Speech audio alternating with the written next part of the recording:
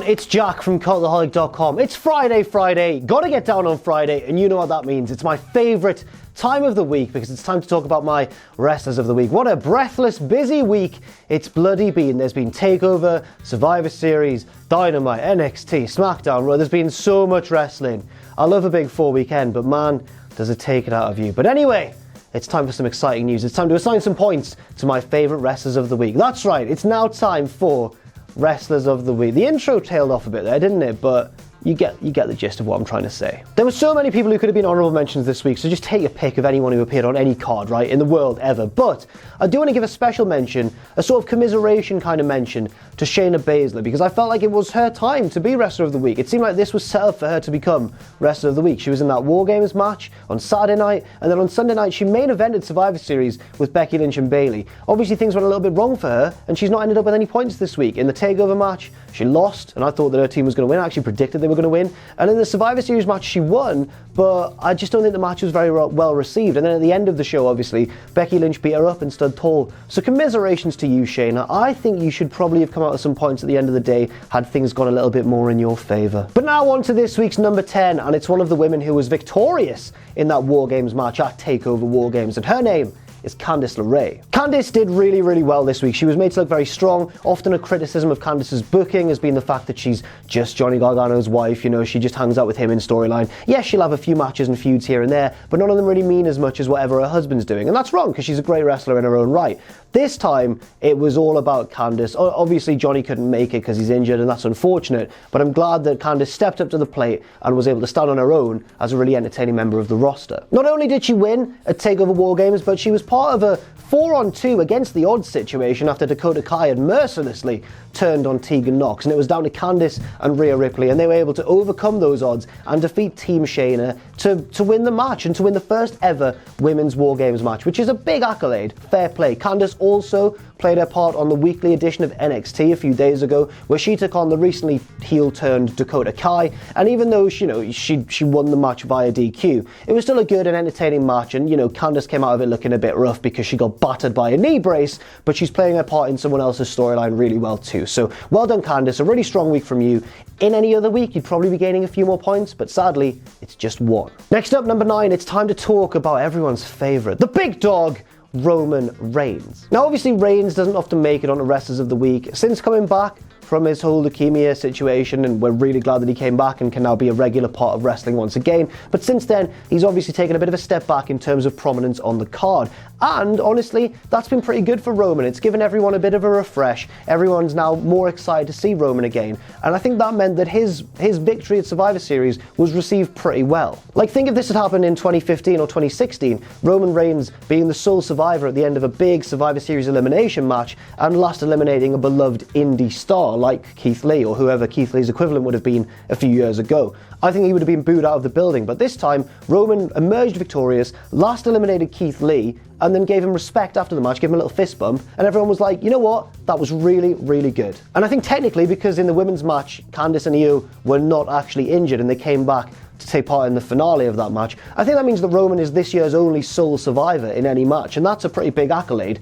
But the reason he doesn't get more points than just a couple is because he didn't play that much of a role in the match until the latter sort of third. But everything that he did take part in was really, really good. The interplay with Rollins, harking back to the days of the Shield, and obviously that excellent mini match right at the end with Keith Lee. Well done, Roman. Big victory for Team SmackDown as well. The blue brand lives on forever, thanks to the big dog. Next up, the man we all affectionately refer to, or some of us do anyway, as Daddy, Tommaso Ciampa. Ciampa also had a very busy week. A lot of these wrestlers obviously had a very busy week. It was generally a very busy week, and I feel really tired from just doing a few videos and that. He took part in some hellacious and long matches as well. First of all, of course, that War Games match, which he victoriously ended in favour of his team by dropping Adam Cole with an air raid crash from the top of the cage through a table, a terrifying bump. Yes, it was terrifying for Adam Cole as well, but Ciampa had to just trust his instincts and just kind of topple backwards off the cage into the ring. Terrifying stuff, really well done. He was excellent throughout his duration of, that match, and he was excellent in the men's Survivor Series match as well. for, you know, the period that he was in it before, sadly, he was eliminated by, I think, if I remember rightly, I think it was Seth Rollins. Now that I've said that, I'm not actually certain that it was Seth Rollins, but please do check for me and let me know in the comments down below. I've just tried to look on my phone, but Wi-Fi is a bit ropey in this room. Anyway, Ciampa's role in the week wasn't over. On Wednesday, he main evented the weekly edition of NXT, taking on Finn Balor and losing, to be fair to him, but it was a good match to round off a really good show in NXT. The first week where I think there's been a clear gap in quality between NXT and AEW. It wasn't that good a week for AEW in my opinion. There were some good matches and some good segments on Dynamite, but I think it was comfortably the weakest Dynamite so far. NXT was better in my opinion, and a big reason for that was Ciampa versus Balor. And even though Ciampa didn't win, he played his part. So well done, Tommaso. I just winked accidentally there. Just winked at Daddy there. Oh, this is going badly. Few points for you, mate. Let's move on quickly to the next one. Number 7 now, one of the people who really stole the show at TakeOver War Games, but not an NXT superstar. No, a member of the Raw roster, in fact, and his name is Kevin Owens. Owens got such a monstrous pop when he turned up as the final member of Team Ciampa in that War Games match. I mean, I really enjoyed the idea of leaving a pause as if no one was going to turn up. Everyone knew that someone was going to turn up, but it just made it that much more suspenseful. And then when his music finally hit, everyone came off their seats. Owens was really good in the match as well. Swantons, frog splashes, everything that we love about Kevin Owens. And also, he paid homage to his older NXT stint as well with the old t-shirt.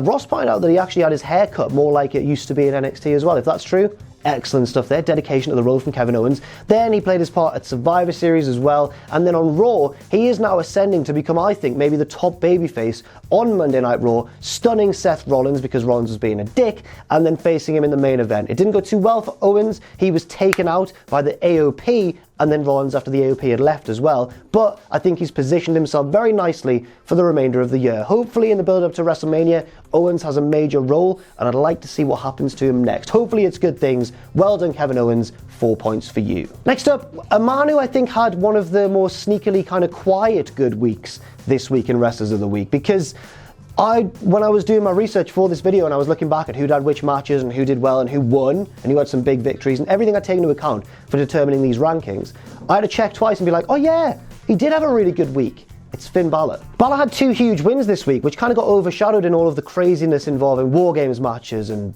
big, title matches on Survivor Series and everything. But at TakeOver, he took part in a really good, I think slightly underappreciated match with Matt Riddle and beat him. I mean, that's a huge victory for Finn Balor, beating Matt Riddle in NXT, and it's really solidified him as, I guess, a big threat in the NXT, singles men's division. And then also on the weekly NXT, as I've mentioned, he beat Ciampa in that main event. And not only that, but he then took out Adam Cole, reminding everybody that he's not a member at all, in fact, of the Undisputed Era. I can't do the fingers right. And that he's his own man. And it was a great Pele kick as well, the best in the biz. Jordan Devlin's got a really good one. AJ Styles got a really good one. But I think I prefer Finn Balor's the most. It's really good. It's got a real snap to it. And it got a big pop. It was a bit of a shock when he took out Adam Cole. So a great week for Finn Balor. 2 big singles victories. Maybe not the most spectacular or firework-filled week this week, but at the same time, a really, really solid one from that evil bastard. I can't wait until Gargano kicks your ass. Number 5 this week, and the new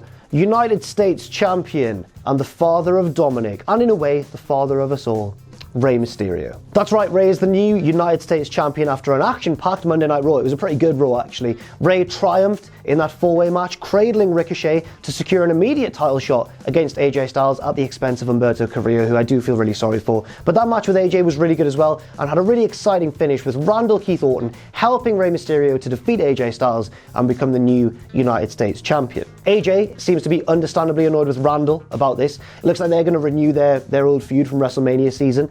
But that means that we don't know who Rey is going to face next. I'm quite intrigued to see who he comes up against while he's defending that US title. But of course, that wasn't it for Rey this week. At Survivor Series, he took part in one of my favourite matches of the show, even though it only lasted a few minutes. His WWE Championship match against Brock Lesnar, which he didn't win, but which I totally bit on. I remember thinking, there's no way Rey's going to win this match. Lesnar's got this in the bag, and they got me. They got me just a little bit. When Dominic got involved, double 619, double frog splashes, they both covered Brock. I thought, that's it. Rey is going to be the new champion. Unfortunately, Brock kicked out and did beat Rey shortly afterwards, but for just those few seconds, it was maybe the most thrilling action of the entire week from a pure storytelling point of view. So well done, Rey, a really good week, and also Just the stuff that he can do at his age is always incredible, and it's always worth mentioning that. 6 points for Rey Mysterio. Next up, a man who I've often called the heel of this video series, because he often puts in big performances during quiet weeks and bags himself some points and trots off into the sunset. No more. I'm calling an official end to it right now.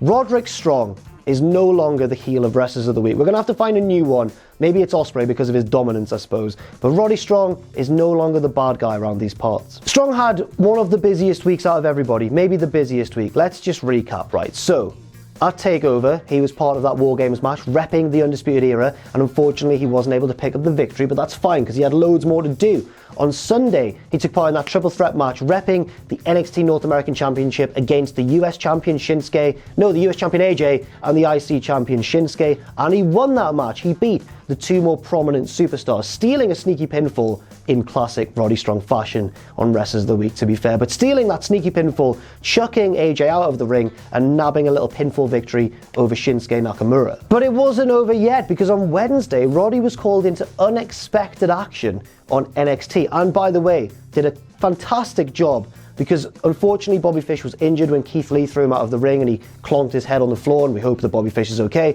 And at the last moment, Roddy had to fill in because the Era were booked to win the match. You couldn't just have Kyle O'Reilly beat both guys on his own. They needed another member to step in, and Roddy did so in just like pants and shoes. No wrestling gear, he just went for it, and that's what you want to see. That's really good stuff. Not only were they able to sort of hash together a pretty good match on the fly, despite having to kind of communicate with each other quite a lot, it still turned out to be a really impressive match. Not only that, but also Roddy was able to play a crucial role in himself and Kyle O'Reilly picking up the win and keeping those NXT Tag Team Championships in the Undisputed Era's camp. Their reign of dominance is not over yet. Could it be soon? I guess we'll have to wait and see. Next up, number 3 this week, who would probably be number 1 in most weeks, but it's just been a crazy week. It's Pete Dunne. Pete Dunne had loads of fun, everyone, at Survivor Series weekend. First of all, at NXT TakeOver War Games, he took part in that triple threat match against Damian Priest and Killian Dane. Does that, doesn't he? Scary man. Where was I? Oh yeah. Pete Dunne took on both of those guys and emerged victorious. Now that was a pleasing result because it was a really good match and he deserved the win. But the most pleasing thing about it wasn't the result. It was the fact that the result meant that Pete Dunne would go into that match with Adam Cole at Survivor Series and have a match for the NXT Championship, which I think was maybe my favourite match of the entire week. This was like a takeover match taken out of a takeover and put on a main roster pay-per-view, and it was excellent for it. And it's made me hope that NXT do get represented at WrestleMania next year, because if they just put 2 top-level NXT guys, 2 elite-level wrestlers in a match against each other on the grandest stage of them all, they'll steal the show, they'll tear the house down. Dunn was great in this match, not just on his offense, but while he was taking moves as well. He took that insane Panama Sunrise towards the end of the match, for example. He took that super kick and he spat his mouth guard out and then had to go and try and retrieve it all dazed. And he sold the knee consistently throughout as well.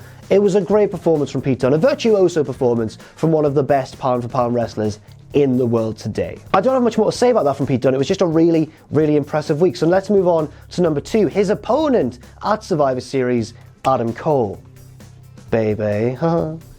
I can never do it. I can never do it justice. Cole had a pretty similar week to Pete Dunne. First of all, he had a match at TakeOver, the War Games match where he nearly died. He took the air raid crash off the side of the cage, off the top of the cage, through the table. Dr. Britt Baker, DMD, she's a dentist, was in the crowd, looking really shocked because she'd just seen her boyfriend take a really terrifying bump. But Cole was great throughout that match and has been great in every War Games match he's taken part in. He's arguably the MVP every time he steps into a War Games structure. Then at Survivor Series, he obviously had that match against Pete Dunne.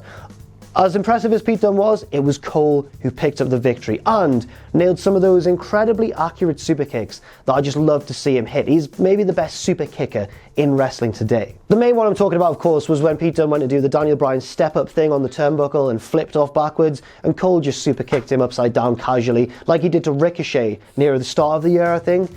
This was insane. That was incredible stuff from Adam Cole. I think he's fantastic. I'm loving his NXT title reign so much, I almost don't want to see a babyface come along and take it from him, but I understand that at some point, it kind of has to be done. Maybe it'll be Ciampa, maybe it won't even be a babyface, maybe it'll be Balor. There's a lot of people gunning for Cole's NXT title at the moment, but I wouldn't mind seeing him hold it and fight them off and just hold it for just quite a few months longer. And finally, number 1, and my wrestler of the week. What a week it has been for Rhea Ripley. Rhea had so many victories this week that were all really important and made her look really good. On SmackDown, for example, she only went and pinned Charlotte Flair, maybe the most protected woman kayfabe-wise, not including like live events and stuff, maybe the most protected woman long-term in the women's division. The pinfall was really unique as well, with Charlotte catching Sasha Banks in the figure eight, but then Rhea rolling underneath Charlotte and turning it into a roll-up to pick up the sneaky victory. That was good enough. That might have been enough to bag her a point or two on Wrestlers of the Week, but she just decided, no, I'm taking all 10 points and becoming Wrestler of the Week. I think it's her first appearance on the league table as well. Because then, of course, at TakeOver Wargames, she led her team to victory despite only having Candice LeRae to back her up, defeating Shayna Baszler and firmly establishing herself as the next challenger for Shayna Baszler's title, and maybe the woman who takes it from her. They're pushing her so hard at the minute that I really wouldn't be surprised if she was the one to do it. And then finally, of course, the match at Survivor Series where she survived the traditional Survivor Series elimination match, arguably alongside Candice and Io, but to be honest, they had rested in the back for a little while, pretending to be injured for much of that match, leaving Rhea on her own in the ring to basically fend for Team NXT by herself, especially once the other two members of the team had been eliminated. It was such a strong performance from Rhea, not just at Survivor Series, but on Friday and Saturday and Sunday, and then she cut a good promo on Wednesday. And when you add all that together, I couldn't award Wrestlers of the Week to anybody else. Maybe Will Ospreay, maybe it could have been Will, but I'm only joking. And he's had enough points, hasn't he, in 2019? He's ruined it. He's ruined it. Well done, Rhea. You're my Wrestler of the Week. Now let's take a look at the league table. Yes, of course, Will Ospreay is there at the top. And as we progress down, not a lot of the frontrunners actually made it into the points this week. Adam Cole has jumped up, though, into 9th position, just ahead of Jon Moxley, who's also been on a bit of a tear recently. As we progress further down the table as well, you'll see eventually Roddy Strong sneak into the top 25, and I can't even begrudge him at this time. He's no longer the heel of this list. He's a valid member of the Wrestlers of the Week team. What am I talking about?